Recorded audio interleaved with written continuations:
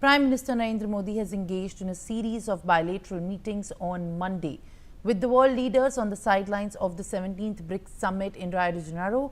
In Brazil, the meetings underscored India's commitment to strengthen the global partnership and cooperation. During his meeting with the Malaysian Prime Minister Anwar Ibrahim on the sidelines of the summit, the two leaders reviewed the progress in bilateral relations since Ibrahim's state visit to India in August 2024. They have discussed trade and investment, defense, education, healthcare, tourism, and people-to-people contact. PM Modi also met with Cuban President Michael and also discussed bilateral ties in the economic cooperation, development partnership, fintech capacity building, other areas including science, technology, disaster management, and also healthcare as well.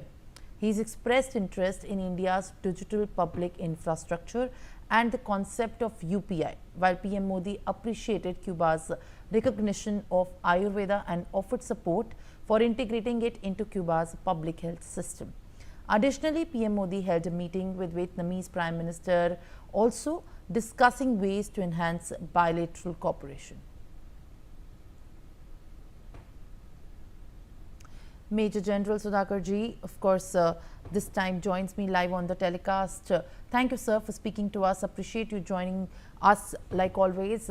As we see and put this in perspective over a host of discussions that have been held at the 17th BRICS Summit, while MOUs have been signed, there are the exchange of bilateral cooperation and also exchange of many of the similar agendas that the nations of the BRICS and also the new member, the 10 new members that have joined in the BRICS grouping are aiming to achieve.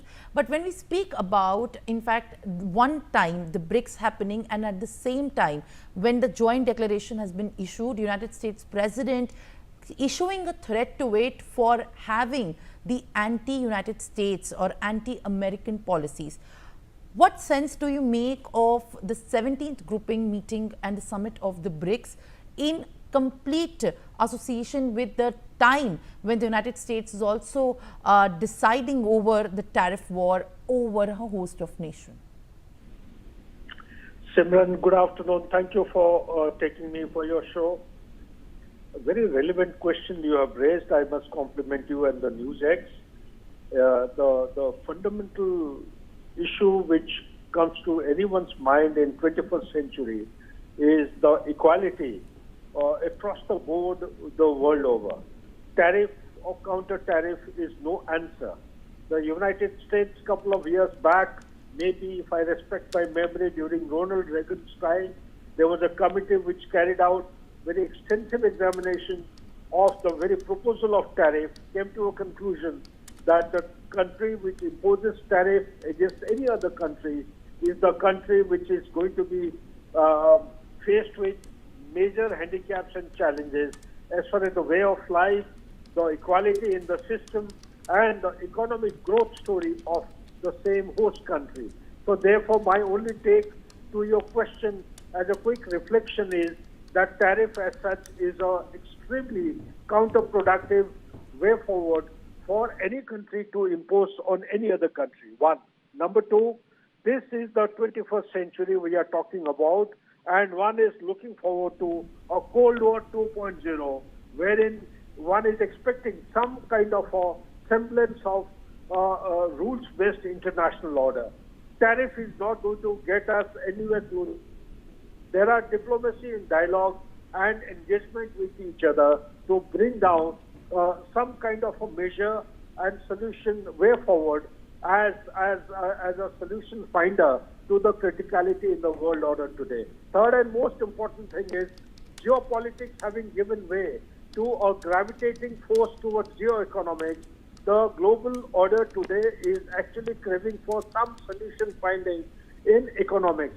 When you are looking for solutions in the economics, then you cannot do any solutions. You cannot find solutions by actually, imposing restrictions on each other which are related to the economics. And last but not the least, if you allow me, I would like to give a couple of points that the central issue in the BRICS today, apart from economics, tariff, is the terrorism. I think our Honorable Prime Minister has raised and flagged the issue that the time has come that there cannot be any double standards with regard to terrorism. There has to be an equal and acceptable definition of a terrorist. One's freedom fighter cannot be a terrorist to another, and one's terrorist cannot be a freedom fighter to another country. There has to be equal definition and acceptability by one and all across the board. Anyone who's sponsoring directly or indirectly cannot actually be spared for the punitive actions and the measures by the sufferers and the victims like India. The Pahalgam attack has been called out loud and clearly by our Honorable Prime Minister, and I'm glad and very happy to acknowledge that a platform like BRICS has actually come together with total consensus, unanimity, and has called out that a terror attack like Pahalgam cannot be taken with benign silence. It has to be called out by across the board, one and all, in the world over, on the face of the planet. Everyone has to talk in one voice so that Pakistan, like a sponsor, not a sponsor, it is a perpetrator. It is isolated world over, and we should actually come together, put our acts together to isolate Pakistan and make sure that a state like Pakistan ceases to exist on the map of the world.